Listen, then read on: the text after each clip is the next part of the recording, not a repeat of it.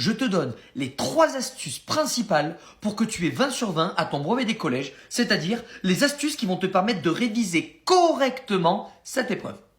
La première chose, mais la toute première chose que tu dois faire pour ton brevet des collèges, ce sont des fiches de révision.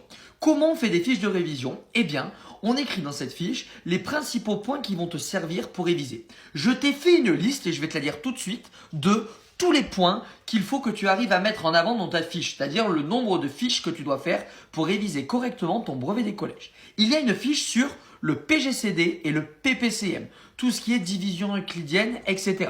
Je prends mon ordi, comme ça je suis sûr de n'en oublier aucune. Il y a ensuite une fiche sur le calcul littéral, hyper important. Développement, factorisation, identité remarquable, ça tombe chaque année. Ensuite, il faut que tu fasses une fiche sur les puissances d'un nombre. Ça aussi, c'est vraiment méga important. Les équations, donc une fiche sur tout ce qui est résolution d'équations, et aussi une fiche sur le calcul des fractions. Donc on est à 5 fiches. Je continue. Ensuite, sur tout ce qui est organisation, gestion de données et fonctions, il y a encore 5 fiches qu'il faut faire. Une fiche sur la notion de fonction, comment on calcule une image, comment on calcule également un antécédent. Une fiche sur les fonctions affines et linéaires. Une fiche sur la proportionnalité, une fiche sur les probabilités, ainsi qu'une fiche sur les statistiques. Voilà. Ensuite, on passe en géométrie et on a encore 5 fiches.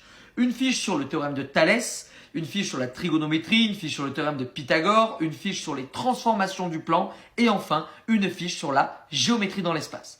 Et après, si tu veux, tu peux te faire une fiche récap sur le tableur, sur Excel, ou bien une fiche récap sur le logiciel Scratch.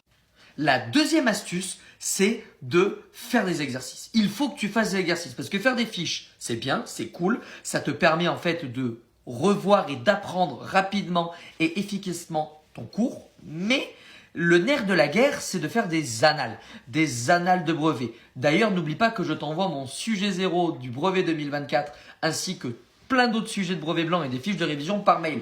Ça va te permettre en fait de t'exercer avec la correction puisque je te l'envoie aussi pour réussir ensuite à traiter n'importe quel exercice de tes profs, mais pour tes brevets blancs par exemple, mais aussi du vrai brevet que tu auras au mois de juin. Et enfin, la troisième méthode, et pour moi c'est la plus importante, c'est de ne surtout pas hésiter à poser des questions. Si tu as des questions, va voir ton prof. Écris-moi s'il ne veut pas te répondre.